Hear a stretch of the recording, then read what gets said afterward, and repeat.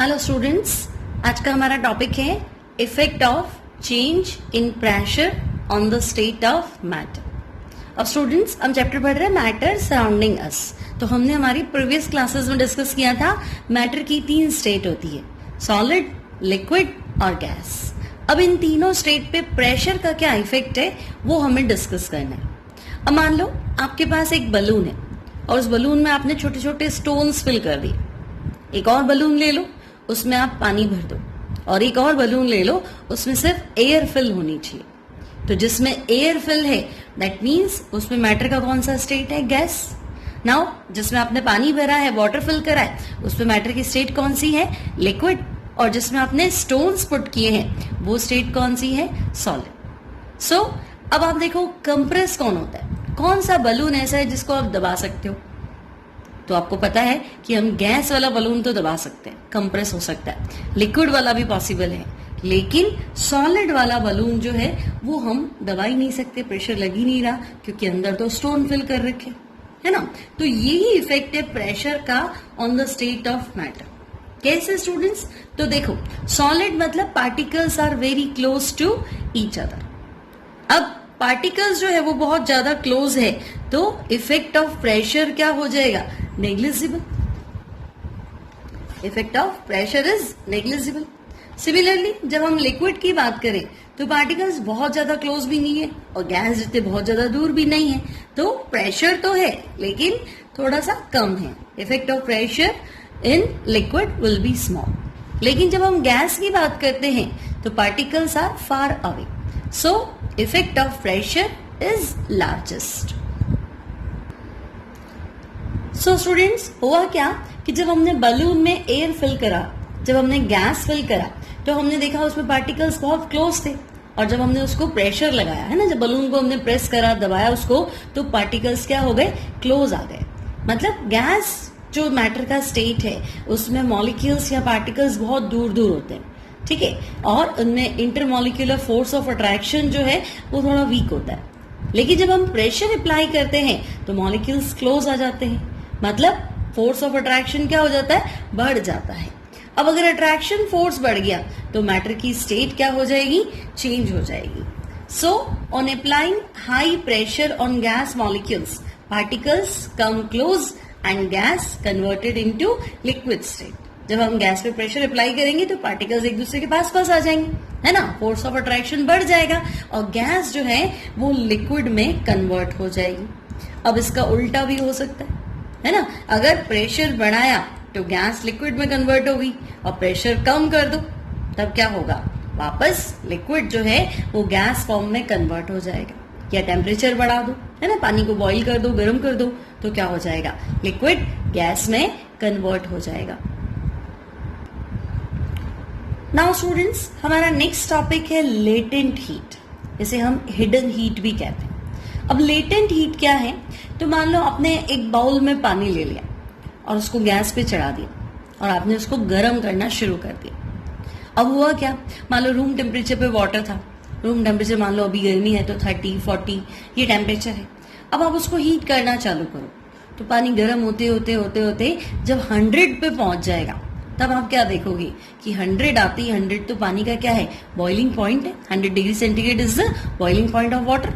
तो अब water boil होना शुरू हो गया, मतलब अब वाटर जो है वो लिक्विड से किस में कन्वर्ट हो रहा है? वेपर में कन्वर्ट हो रहा है। यानी 100 डिग्री सेंटीग्रेड पे वाटर या लिक्विड का जो वेपर प्रेशर है वो एयर के प्रेशर के बराबर होने जा रहा है। तो जब लिक्विड का प्रेशर एयर के प्रेशर के बराबर हो जाता है तो लिक्विड एयर में मिक्स हो जाता है, या इन सिंपल लैंग्वेज हम कह सकते हैं कि लिक्विड जो है वो वेपर में या गैस में कन्वर्ट हो जाता है।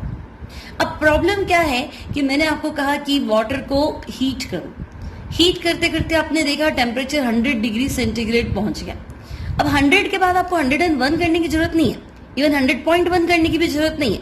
100 पे धीरे धीरे वाटर क्या हो जाएगा? लिक्विड से वेपर में कन्वर्ट होना स्टार्ट हो जाएगा। But no need to heat it, है ना, no need to increase the heat, या टेम्परेचर बढ़ाने की आपको जरूरत नहीं, ठीक है ना। अब वो टेम्परेचर 100 डिग्री सेंटीग्रेड फिक्स है, इस पे वो धीरे धीरे लिक्विड से वेपर में कन्वर्ट होना शुरू हो।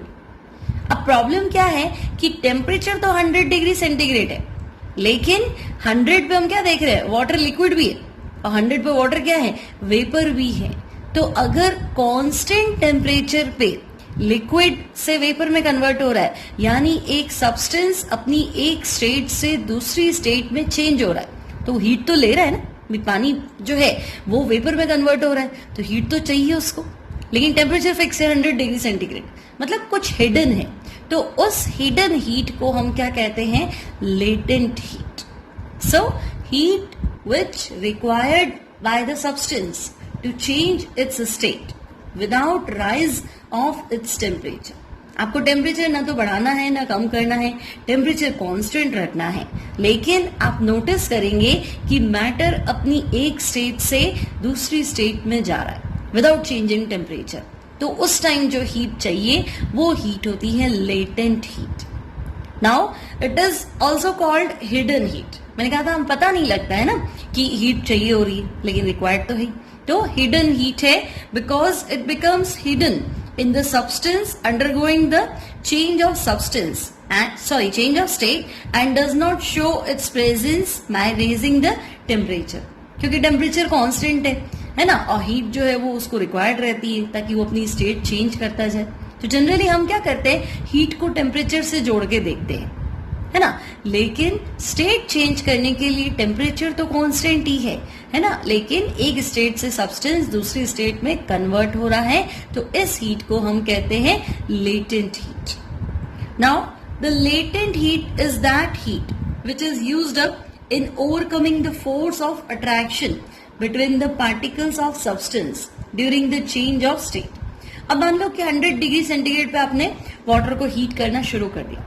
टेम्परेचर 100 जब पहुंच गया तो आपने देख लिया अभी थर्मोमीटर से अब 100 डिग्री सेंटीग्रेड टेम्परेचर आ गया, मतलब वाटर बॉईल होना शुरू हो गया। तो बॉईल होना शुरू हो गया मतलब बॉईल शुरू हो रहा है, यानी लिक्विड तो है ही, और बॉईल हो भी रहा है मतलब वेपर भी है।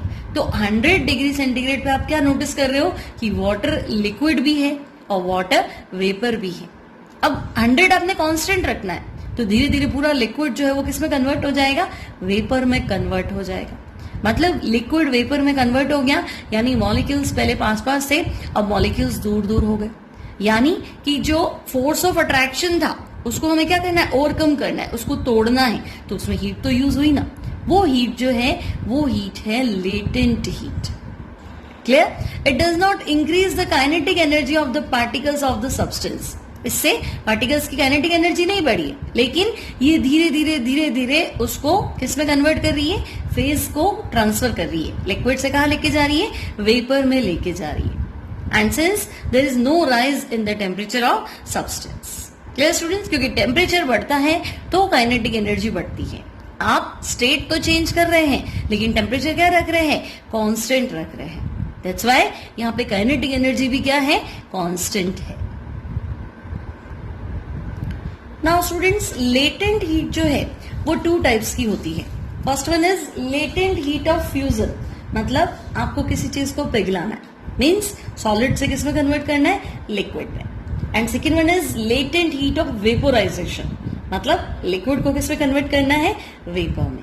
अब आपको पता है लेटेंट हीट मतलब without change in temperature, temperature change नहीं होगा लेकिन मैटर अपनी एक स्टेट से दूसरे स्टेट में कन्वर्ट हो जाएगा, और उसके लिए हीट तो चाहिए। उस हीट को हम कहते हैं लेटेंट हीट, जिसे हिडन हीट भी कहते हैं। अब लेटेंट हीट ऑफ फ्यूजन, ये क्या होता है, तो फ्यूजन मतलब मेल्ट होना। कौन मेल्ट होगा, तो हम कहेंगे जो सॉलिड है वही तो मेल्ट होगा। तो 1 kg सॉलिड को अगर मुझे लिक्विड में कन्वर्ट करना है और टेम्परेचर चेंज नहीं करना है, तो जो भी हीट चाहिए उसे जूल्स में, उसे हम क्या बोलेंगे, latent heat of fusion. So it is the quantity of heat in joules which is required to convert 1 kg solid into into liquid form without rise in temperature। आपको पता है टेम्परेचर कांस्टेंट रखना है, टेम्परेचर नहीं बदलना है, लेकिन state बदल जाना चाहिए। बर्फ को पानी में बदलना है, मतलब सॉलिड को किस में कन्वर्ट करना है, लिक्विड में। तो 1 kg सॉलिड मेल्ट हो जाएगा, कन्वर्ट हो जाएगा किसमें, लिक्विड में।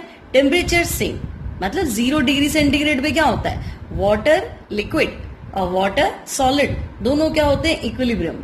मतलब 0 डिग्री पे बर्फ तो पिघलना चालू हो जाएगी, और अगर पानी है तो वो फ्रिज होना चालू हो जाएगा, है ना। तो उस टाइम जो हीट रिक्वायर्ड है उस हीट को हम कहते हैं latent heat of fusion. So students, 1 kg ice को 0 डिग्री सेंटीग्रेड पे वाटर में कन्वर्ट करने के लिए जो हीट रिक्वायर्ड है वो है 3.34 इंटू 10⁵ जूल। मतलब 3.34 इंटू 10⁵ जूल हीट चाहिए मुझे 1 kg आइस को कन्वर्ट करना है किसमें, वाटर में। और आपको पता है लेटेंट हीट है मतलब temperature constant. So latent heat of fusion of ice कितना हो जाएगा, तो हम कहेंगे 3.34 इंटू 10⁵ जूल्स पर kg। Similarly latent heat of vaporisation, तो वेपोराइजेशन मतलब वेपर बनाना है, तो वेपर किससे बनेगा, लिक्विड से बनेगा, है ना। तो अगर आपके पास 1 kg लिक्विड है और आप उसको किस में कन्वर्ट करना चाहते हैं, वेपर में कन्वर्ट करना चाहते हैं, टेम्परेचर आपको कांस्टेंट रखना है, तो जो भी हीट खर्च होगा जूल्स के अंदर उसके अमाउंट को क्या बोलेंगे, latent heat of vaporisation. So the amount of heat in joules which is required to convert 1 kg liquid in vapor form without rise in temperature। मतलब आप पानी को गर्म करते करते 100 डिग्री पे ले आओ, अब 100 ही रखना है, तो 100 रखोगे तो क्या होगा, पानी जो है वो वेपर में कन्वर्ट होना शुरू हो जाएगा। कोई बॉइलिंग पॉइंट है तो बॉइल तो होगा ना, टेम्परेचर 100 ही रखना है, आपको बढ़ाना नहीं है, लेकिन धीरे धीरे हीट तो एक्सेप्ट करेगा, तभी तो वाटर लिक्विड से कहां जाएगा, वाटर वेपर में जाएगा। अब एक्सपेरिमेंटली क्या प्रूव्ड है, तो हम कहेंगे 1 kg वाटर को लिक्विड में कन्वर्ट 1 kg वाटर को वेपर में कन्वर्ट करना है ना, कांस्टेंट टेम्परेचर पे, यानी कि बॉइलिंग पॉइंट पे, यानी कि 100 डिग्री सेंटीग्रेड पे, तो हमें हीट चाहिए 22.5 into 10⁵।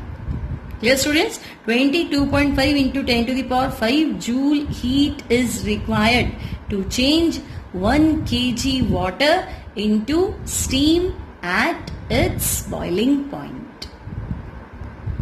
So we can say latent heat of vaporization of water कितना हुआ, तो हम कहेंगे 22.5 into 10⁵ जूल पर kg। आई होप आपको समझ में आ गया होगा लेटेंट हीट क्या होती है, मैटर को एक स्टेट से दूसरी स्टेट में चेंज करने पे जो हीट चाहिए without change in temperature, that is latent heat. अब हमारे पास दो तरह की लेटेंट हीट है, latent heat of fusion and latent heat of vaporisation, है ना। फ्यूजन मतलब सॉलिड को लिक्विड में कन्वर्ट करना है, और वेपोराइजेशन मतलब लिक्विड को गैस फॉर्म में या वेपर फॉर्म में कन्वर्ट करना है।